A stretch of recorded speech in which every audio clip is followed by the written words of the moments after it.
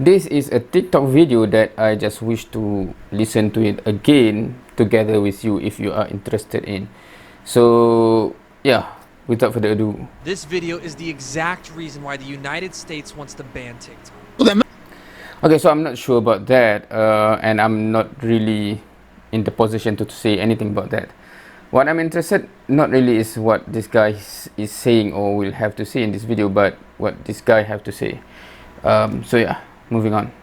The Americans are more interested in a transgender, homosexual agenda around the world. They will invest their money and give you money to protect human rights. Russia and China are coming with weapons and militarization strategies so that we can protect ourselves. So I want to say this very loud and clear to the Americans. Continue on your transgender agenda. Stay there. Leave us to do politics on the other side.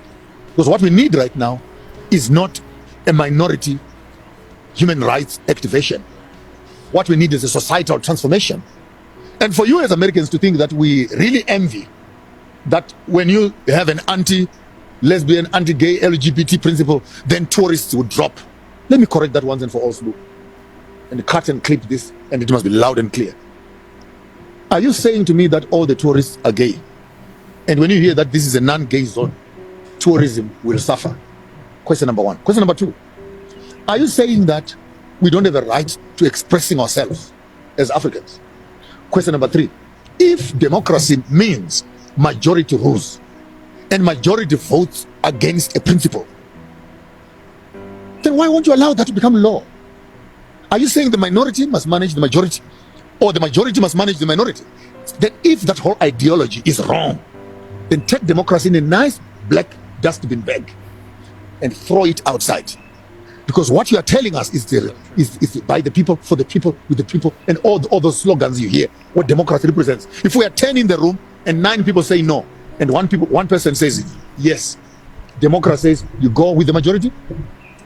So if we say we want to make Africa democratic, and the demographics of our democracy says no, then why do you philosophically want to manipulate the will of the majority to favor the will of the minority? Then this is where it really gets confusing to me. Because you're selling me one thing on one. I understand this democracy because it is based on the principle 1, 2, 3, 4, 5. When it comes to practice, no, you can't practice it like that. Then what do you want? Do you want democracy? You want anarchy? You want indigenous governing systems? You want meritocracy? Maybe let's find another way of governing ourselves. But the ideology of democracy being founded on majority rule does not count, because the rule that the African constitution right now is not majority count. I will go on record for being on your show and saying it loud and clear without mixing words.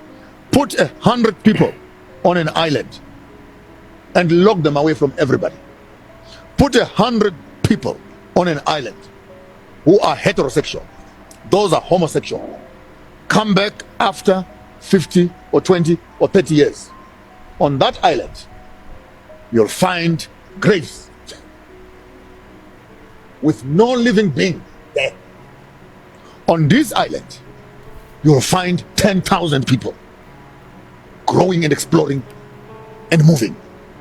So having said that, we as a society, particularly as African society, we also as traditional people have a right to our self-preservation and continuity as a people. Alternative lifestyles must be practiced where they must be practiced, but the main agenda of societal drive must be left to the right, because even those that are on the left come from the right. I don't know if that makes sense. The conversation that we had for the same-sex marriages was very tricky for me, because it did not seek to address the core issue. Are we saying this is what the people want, or are we saying this is what the international community wants? Point number one. Point number two, in the event that I decide as a heterosexual that I want to bring up my children in a heterosexual way, why does the homosexual want to stand on the path of my own children and how I want to institutionalize them, and then pollute them with what they want? If you want to pollute these children, make your own. I think that is a quote that many commented, if you want to pollute the children, make your own. Why come to the heterosexual and then dictate the ways of the homosexual? And so who is got the right this time? Are you saying the rights rely with the homosexual or the rights rely with the heterosexual? The balance needs to be found right there. That every citizen has got the right to life and decide how they want to run their lives and how they want to bring up their children, etc. And so ultimately we might end up with an Urania. Let's create a state where this can happen there. And those who want to live in this other space, they can move into that space. And we are free to choose to change. It's a very deeper conversation, and also especially. And we're giving it the time it demands. We're giving it the depth of thought that it demands, so that in the midst of saying human rights, we don't become emotional over protect gay rights, protect heterosexual rights. Because when you protect homosexual rights, you also need to become respectful of the heterosexual. And when you're promoting heterosexual, you also need to protect the homosexual. The reason why American mainstream media is not pushing this, which is ironic because that sounds definitely a lot more democratic than this. If you agree with a lot of those statements, be sure to give me a like, comment, and follow. Okay, so for someone who is living outside of the US, I wonder what is the general sense on the ground in the US, because from outsider, the perspective of an outsider, I might be unintentionally biased, or my perception is skewed based on which media outlet that I saw or consume, right?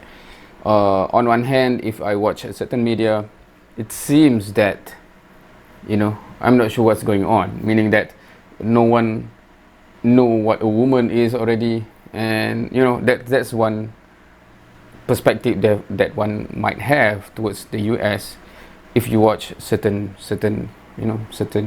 news, etc. But I'm wondering whether that actually represents the very small minority, or it's actually have become larger. So feel free to fill me up on that.